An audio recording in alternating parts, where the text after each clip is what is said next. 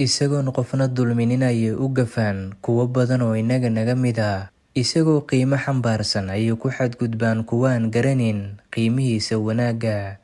Diinta fidinteeda ayuu waqtigiisa ugu badan ku baxshaa. Kuma mashquula dadka balse kuwa ku mashquula ee ka been abuura ayaa ku badan bulshada. Shaqsigan ka hadlayo waa Sheekh Xuseen Cali Jabuuti. Waxa uu ka mid yahay culimada kuwooda loogu jecel yahay. Waxa uu baxshaa khudbado qiimo badan.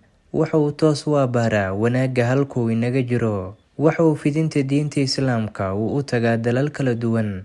Oo waxa uu ka qayb galaa kulamo lagu casuumo. Xilli sidaas oo sheekha mashquul ugu yahay xagga diinta, waxaad arkaysaa dhalinyaro si qaldan fiyuus ugu raadinaysa kuwaas oo ku xadgudbaya sharafta uu leeyahay sheekha. Balse dadka jecel sheekha waa kuwa aad u badan. Waxa uu durbo qofkaas uu la kulmaa jawaab uusan ku farxin oo kaga imaanaysa xagga bulshada.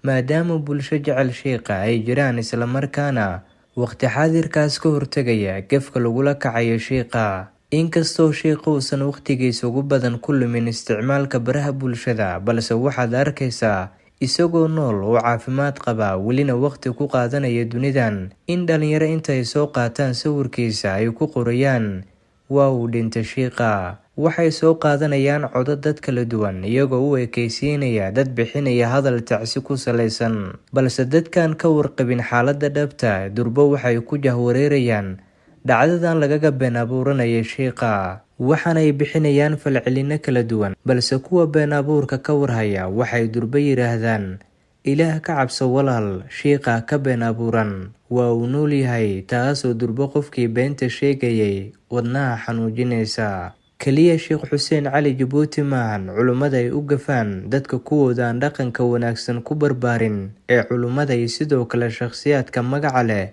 ku xadgudba isla markaana ka wariya wararka been abuurka. Qaarkood waxay aflagaadeeyaan culimada iyo sidoo kale shakhsiyaadka caanka. Muhiimadda warbixintan aan u soo qaadana ayaa ku saleysan inaadan ka mid noqon kuwa iska aamina wararka been abuurka adigoon waxba hubsan ama aan xaqiijinin.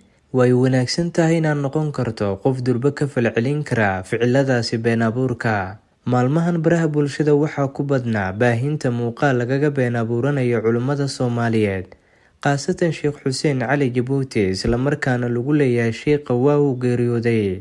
Qofka beentaas baafinaya qof nool ayuu ka dhigayaa inuu dhintay, waana ruux dembi aruursanaya, isla markaana fursad sheekha cafis uu ku weydiistay xitaa aan heli karin maadaama mar waliba sheekha uusan haleeli karin qofkaasi.